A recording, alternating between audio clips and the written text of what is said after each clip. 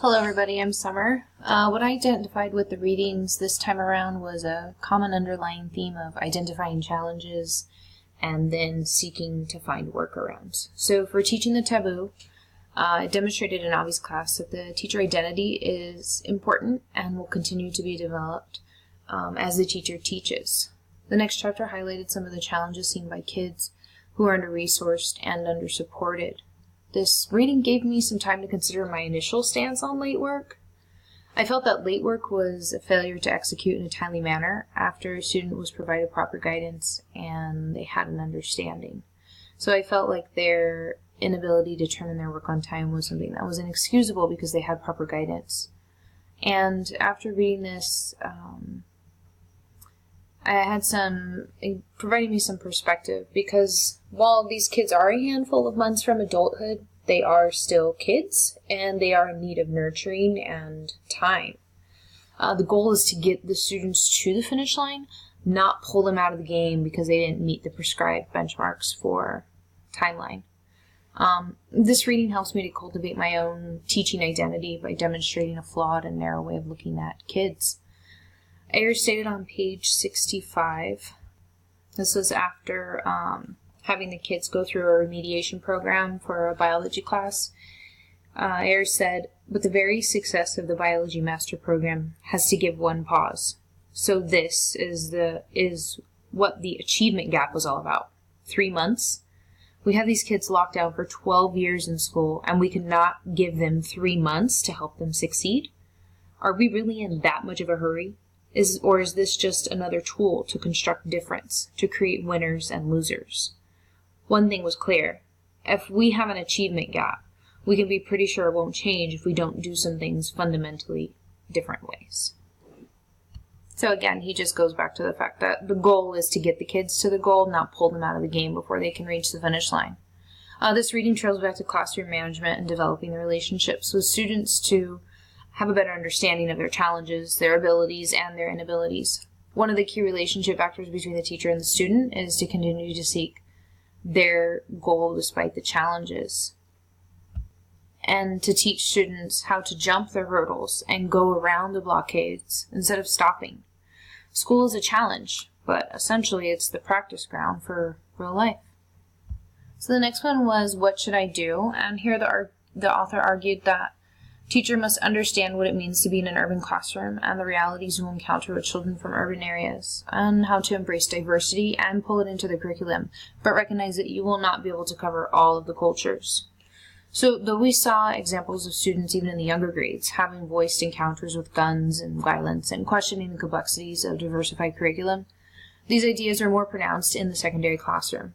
This probably has a lot to do with the emotionally and hormonally complex adolescent stage of trying to find identity, yet also trying desperately to fit in. These challenges are only compounded by the socioeconomic and limited resource status commonly found in urban areas. When looking at embracing diversity in the secondary classroom, this not only refers to cultures, but also abilities. The urban school setting is dynamic, but as the teacher, we are the conductors that demonstrate to the students what right looks like. We are the mentors that they are seeking to provide guidance. And not every student is looking for a mentor, but many are. And that's why we must foster an environment of respect, even if there is a difference of opinion. This reading relates to the challenges that we're seeing in Avi's classroom in the book Teaching the Taboo. Avi talks about teaching identity, and the author Reichert speaks of forging a diverse curriculum. Sure, there are outside factors that are encouraging diversity in the curriculum, but the teacher is also developing their individual understanding of themselves and their teaching references by learning more, possibly outside of what they already know. This develops the teaching identity as the frame of reference shifts or changes focus. In the final book, The Effective Classroom Management, here the author's main argument centers on the importance of establishing rules and routines and developing relationships.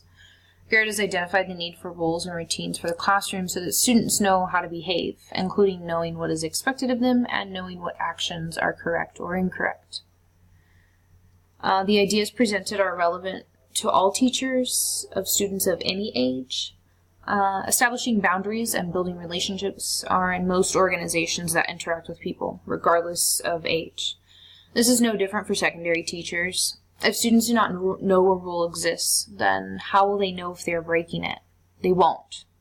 It is the responsibility of the teachers to set boundaries by identifying rules of the classroom and reviewing the routines to ensure class instruction flows smoothly with minimal wasted time. Once students understand what is expected of them, then they can be held accountable for their actions or their inactions in the classroom. The instruction time is limited, and it is incredibly valuable, so it shouldn't be wasted. I like the idea of assigned seating that they spoke about in the book. This streamlines the daily attendance roster, especially in secondary, where I'm likely to see 100 to 150 students a day.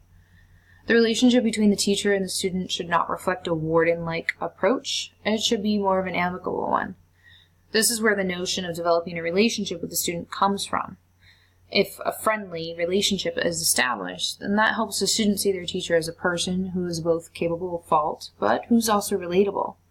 I think this is especially important in high school, where students are really forging their identities. The secondary teacher has this wonderful opportunity to be a mentor to students, but it depends on the relationship that's built. This reading ties in with my lesson this week, where I discussed student-centered learning. Student-centered learning is driven by the student, but they must also know the basis under which they are operating. That is my job as the teacher, to identify the rules and the procedures so the students know how to operate and what is expected of them. Developing their relationships with others in the class beforehand will be the soil that their learning and collaborated discussions can grow from. Thanks for your time, you guys.